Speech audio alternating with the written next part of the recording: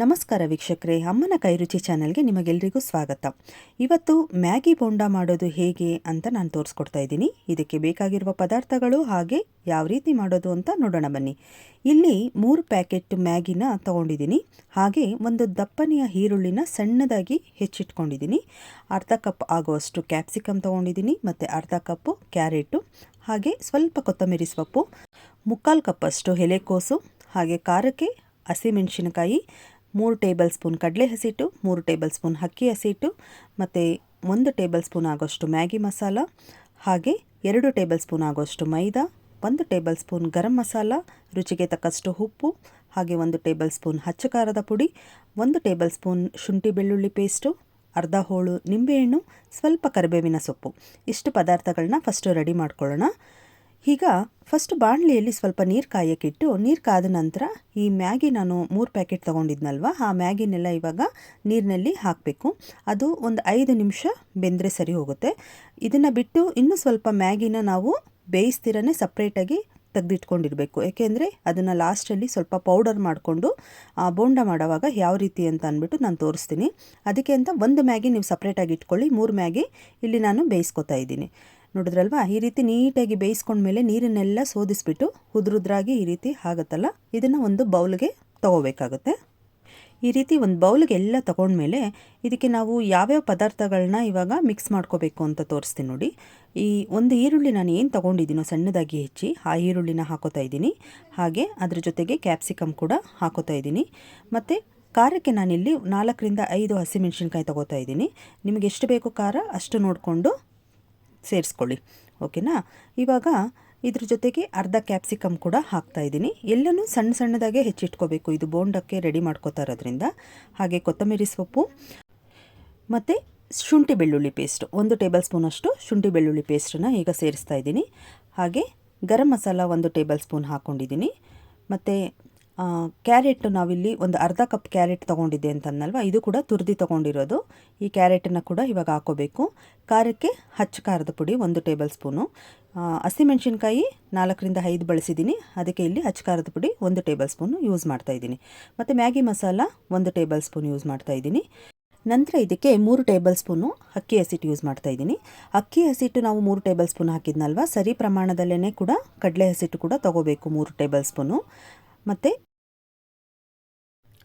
ಚಿಕ್ಕದಾಗಿ ಕಟ್ ಮಾಡಿ ಇಟ್ಕೊಂಡಿರೋಂತಹ ಕರಿಬೇವಿನ ಸೊಪ್ಪು, ಇದು ಕೂಡ ಹಾಕೋಬೇಕು. ಇವಾಗ ಈ ಎಲ್ಲ ಪದಾರ್ಥಗಳು, ನಾನು ಏನೇನು ಪದಾರ್ಥಗಳನ್ನ ತೋರಿಸಿದ್ನಲ್ವ, ಎಲ್ಲ ಪದಾರ್ಥಗಳನ್ನೂ ಕೂಡ ಇದಕ್ಕೆ ಹಾಕೋಬೇಕು. ನೋಡಿ, ಅರ್ಧ ಹೋಳು ನಿಂಬೆಹಣ್ಣು ತೊಗೊಂಡಿದ್ನಲ್ವ, ಈಗ ನಿಂಬೆಹಣ್ಣಿನ ರಸ ಹಾಕಿ ಫಸ್ಟು ಸ್ವಲ್ಪ ಲೈಟಾಗಿ ಮೇಲ್ಗಡೆ ಮಸಾಲೆ ಎಲ್ಲ ಮಿಕ್ಸ್ ಆಗೋ ರೀತಿ ಲೈಟಾಗಿ ಕಲಿಸ್ಕೊಳ್ಳಿ.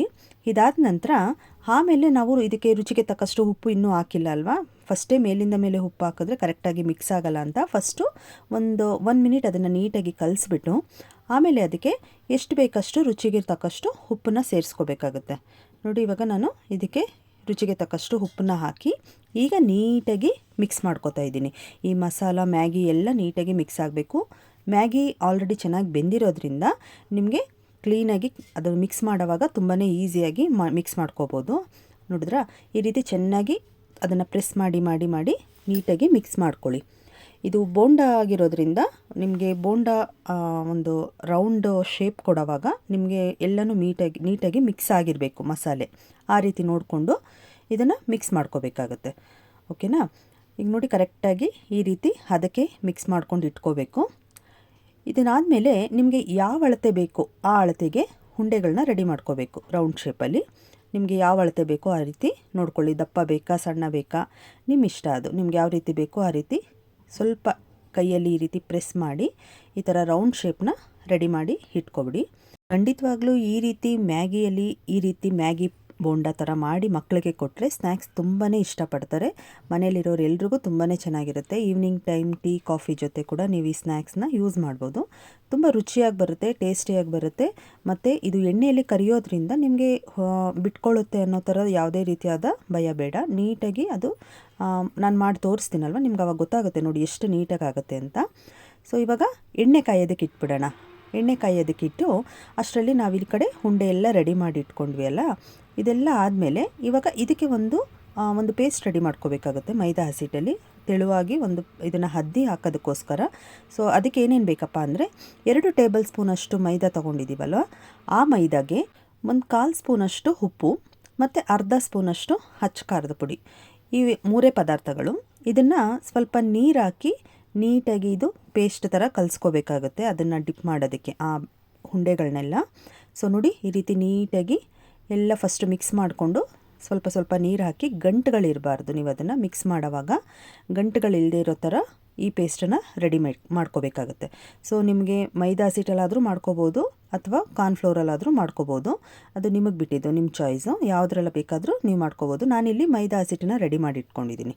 ನೋಡಿದ್ರೆ ಈ ರೀತಿ ತೆಳುವಾಗಿ ನಾನು ತೋರಿಸ್ತಾ ಇದ್ದೀನಲ್ವ, ಈ ರೀತಿ ಮಾಡಿ ಇಟ್ಕೊಂಡು ಈಗ ನಾವು ಆ ಉಂಡೆ ಎಲ್ಲ ರೆಡಿ ಮಾಡಿಟ್ಟಿದ್ದೀವಲ್ವ, ಅದಕ್ಕೆ ಮ್ಯಾಗಿದು ಪೌಡರ್ ರೆಡಿ ಮಾಡ್ಕೋಬೇಕಲ್ವ. ಸೊ ಸ್ವಲ್ಪ ಮ್ಯಾಗಿ ನಾನು ಸಪ್ರೇಟಾಗಿ ಒಂದು ತೆಗೆದಿಟ್ಕೊಂಡಿದ್ದೀನಿ ಅಂತ ಹೇಳಿದ್ನಲ್ವ, ಅದನ್ನು ಮಿಕ್ಸಿ ಜಾರ್ಗೆ ಹಾಕಿ ಆ ರೀತಿ ಪೌಡರ್ ಮಾಡಿಕೊಂಡೆ.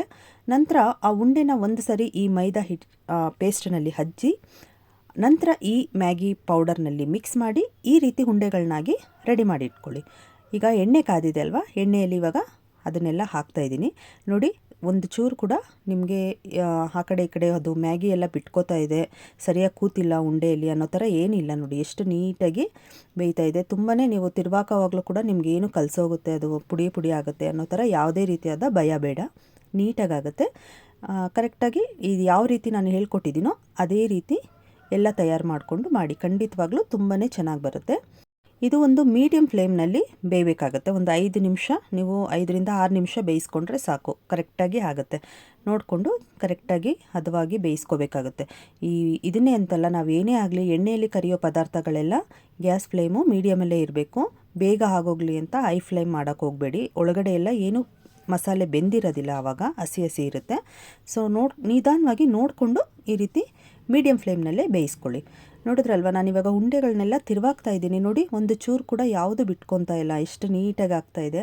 ತುಂಬ ಚೆನ್ನಾಗಿ ಬರುತ್ತೆ ಈ ಥರ ಒಂದು ರೆಸಿಪಿ. ನೀವು ಖಂಡಿತವಾಗ್ಲೂ ಟ್ರೈ ಮಾಡಿ ನೋಡಿ, ತುಂಬಾ ಟೇಸ್ಟಿಯಾಗಿರುತ್ತೆ. ಮಕ್ಳಿಗಂತೂ ತುಂಬಾ ಇಷ್ಟ ಆಗುತ್ತೆ. ಮ್ಯಾಗಿ ಅಂದ ತಕ್ಷಣ ಬರೀ ಮ್ಯಾಗಿ ಮಾಡಿಕೊಡೋದೇ ಅನ್ನೋದಲ್ದಿರ ಆ ಮ್ಯಾಗಿಯಲ್ಲಿ ಈ ರೀತಿ ವೆರೈಟಿಯಾಗಿ ಏನಾದರೂ ಹೊಸ ಹೊಸ ತಿಂಡಿಗಳನ್ನ ಮಕ್ಳಿಗೆ ಮಾಡಿಕೊಡೋದ್ರಿಂದ ಅವ್ರು ಕೂಡ ತುಂಬಾ ಖುಷಿ ಪಡ್ತಾರೆ ಅಲ್ವಾ. ಸೊ ಮನೆಯಲ್ಲಿರೋರು ಎಲ್ರಿಗೂ ಈ ತಿಂಡಿ ಇಷ್ಟ ಆಗುತ್ತೆ, ನೀವು ಟ್ರೈ ಮಾಡಿ ನೋಡಿ. ವೀಕ್ಷಕರೇ, ನನ್ನ ವಿಡಿಯೋ ನಿಮಗೆ ಇಷ್ಟ ಆಗಿದರೆ ಪ್ಲೀಸ್ ಲೈಕ್ ಮಾಡಿ, ಶೇರ್ ಮಾಡಿ, ಸಬ್ಸ್ಕ್ರೈಬ್ ಮಾಡಿ, ಹಾಗೆ ಬೆಲ್ ಐಕಾನ್ ಮೇಲೆ ಕ್ಲಿಕ್ ಮಾಡಿ. ನಾನು ಮುಂದೆ ಹಾಕೋ ಎಲ್ಲ ವಿಡಿಯೋ ನೋಟಿಫಿಕೇಷನ್ಸ್ ಕೂಡ ನಿಮಗೆ ಬರುತ್ತೆ. Thank you.